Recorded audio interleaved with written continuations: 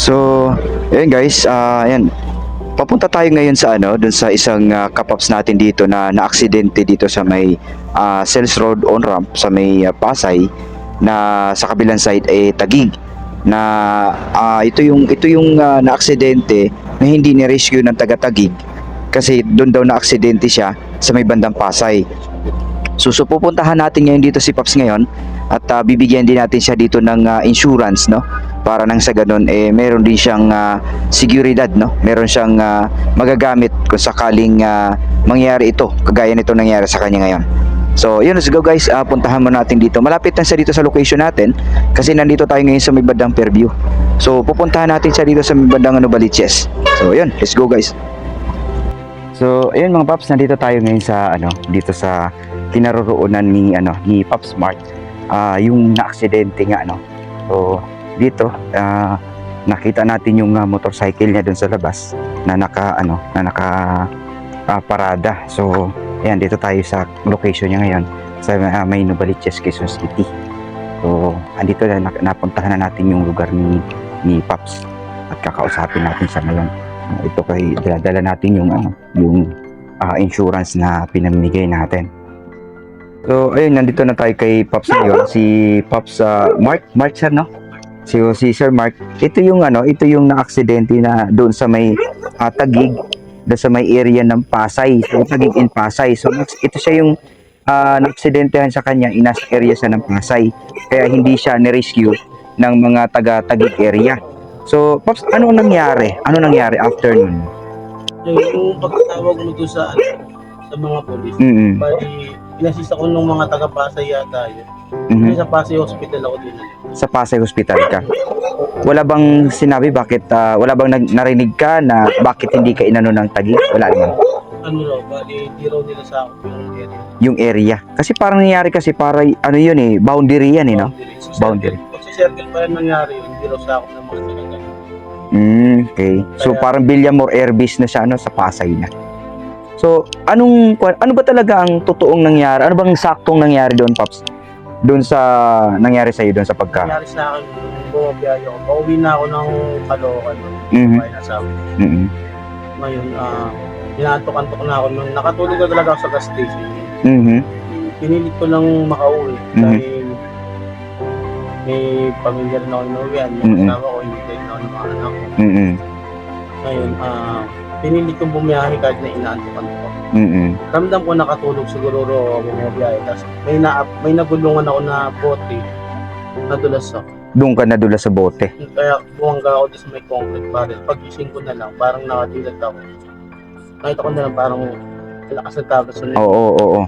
So ito yung butas yung mga Paps, para kung sa lang ha. Kasi iba yung makikita mo sa video at saka sa actual Yung actual talaga sa kanya Bali, parang nabutas siya Butas. Tapos yung mga tabahan niya. At ay siya.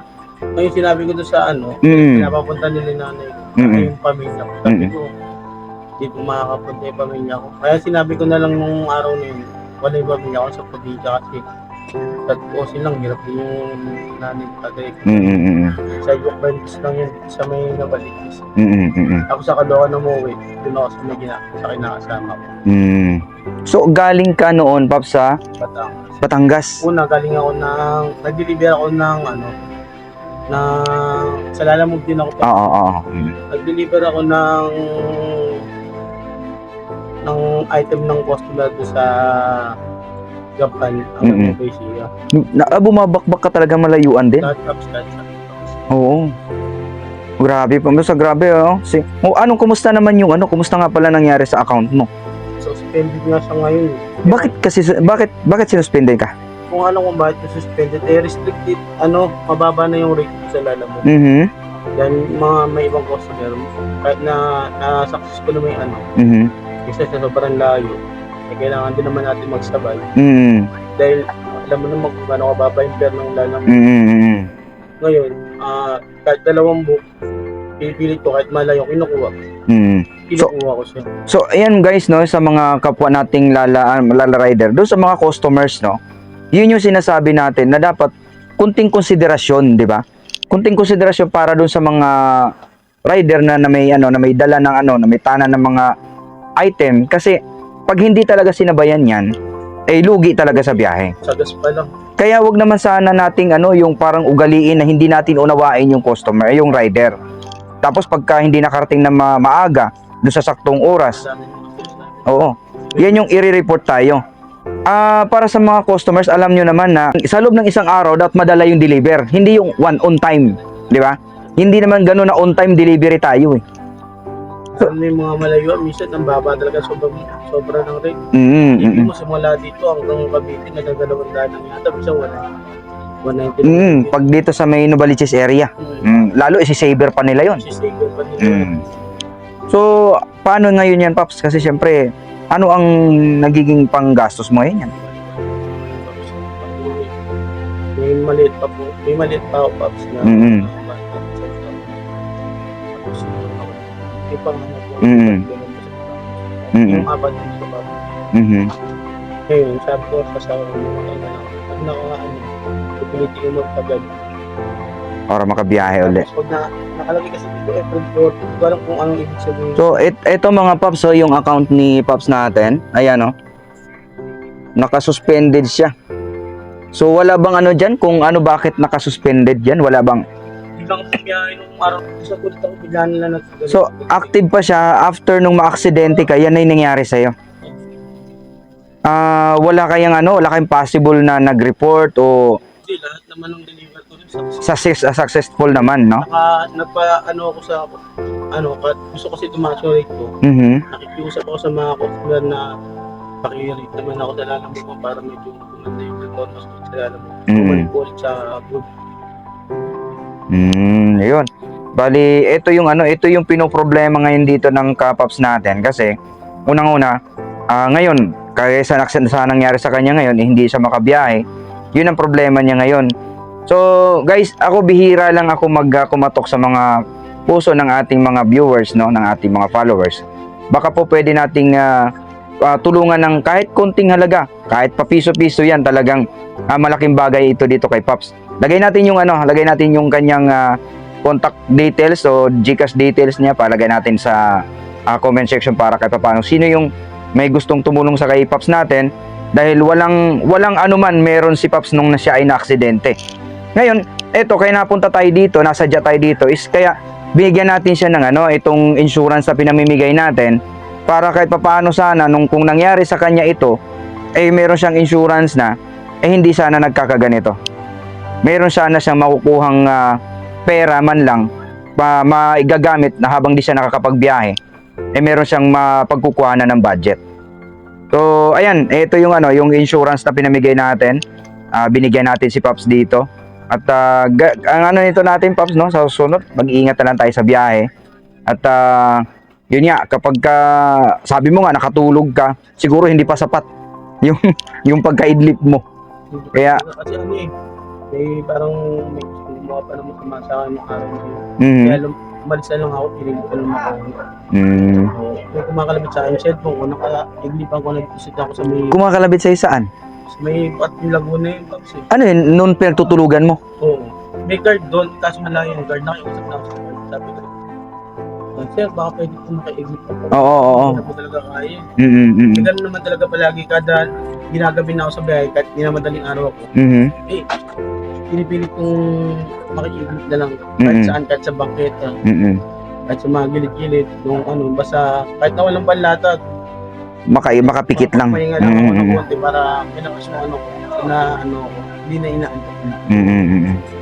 Yung araw na yun, meron talagang parang mga ngalabitan na ako. Sabi niya sa akin, parang dating nagmamalasakit kasi pero hindi ko may intention din siya kasi ginigising niya ako sa dyan na banda nandito yung cellphone ko sa may gising ako. So yun nga. Mag-iingat. May iskabahan ka dito. Ay, gano'n. Gumagana sa'yo. Sabi ko, sige, salamat talaga sa akin. Ito yung ito yung si Paps natin. So, Paps, ito, mag-iingat ka, Paps, no? Mag-iingat ka sa mga biyahe mo. At yan, i-fill upan mo yan, yung form na binigay natin sa iyo para kahit paano meron kang magamit sa susunod na once kinailangan mo. Ito yung dito nakatira yung kapaps natin dito sa Lalamove. So, ayan. Yan, ito yung ano, kaya tama-tama lang talaga na tulungan natin siya. Dito siya nakatira. So, ito yung lugar na tinitirhan niya. Yun. Andalhin ko kayo dito sa labas. Ito yung lugar kung saan siya dito nakatira. Yan. 'Di ba? So, walang-wala din talaga si Pops natin. So, walang-wala. So, ito yung ano, dito natin pinarada yung motor natin. Ayan. Ito yung motor niya na nung maaksidente siya. Ayan. Ayan, oh. Sirang-sira yung motor niya. Ayan. Wasak. Ayan. Ayan. Bagong-bago pa nga itong motor niya eh. Ayan, oh. Ito yung ano, ito yung nabasag. Yan, ito yung hinahawakan ko nung maaksidente siya. Hinahawakan ko yun na ano. Yan yung basag. Ayan.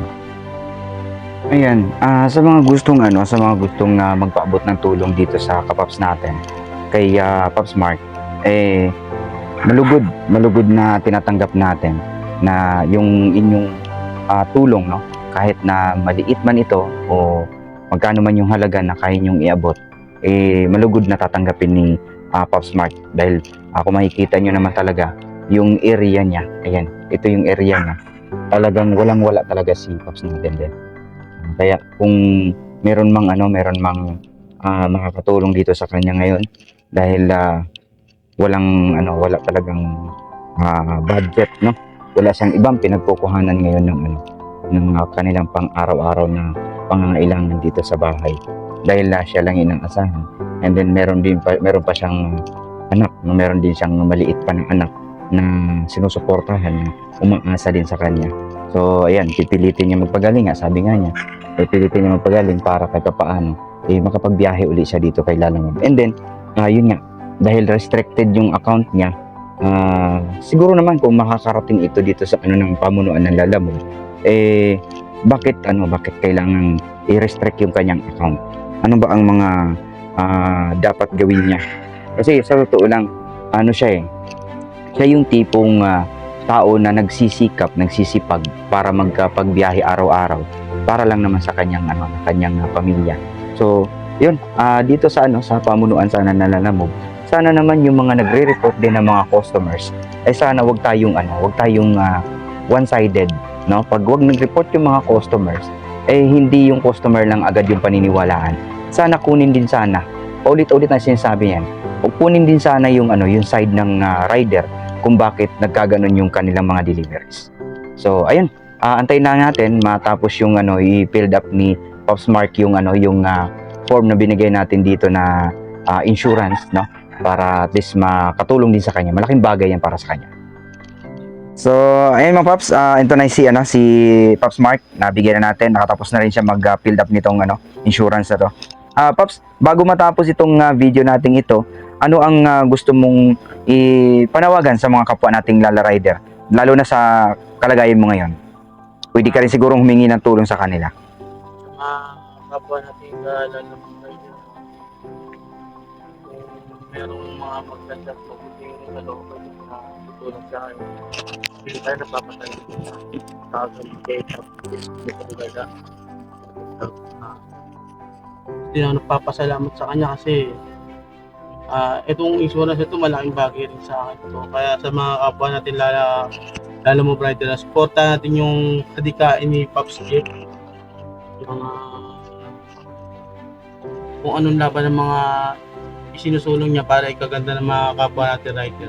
Supportahan natin siya kasi malaking bagay ito. Kahit hindi ka Lalamove Rider o anumang Basta rider ka. basta rider ka, kailangan mo to. Malaking tulong to para sa ating mga kapwa rider. Yun lang. Ayun. So, yun. Pops, gaya ng sabi ko, mag-ingat sa mga biyahe natin lagi kasi hindi natin masasabi yung araw-araw na tinatakbo natin, lalong-lalo na halos nasa kalsada na talaga yung ating buhay natin. Kaya, ride safe lagi, Pops. Maraming salamat po. Ayun.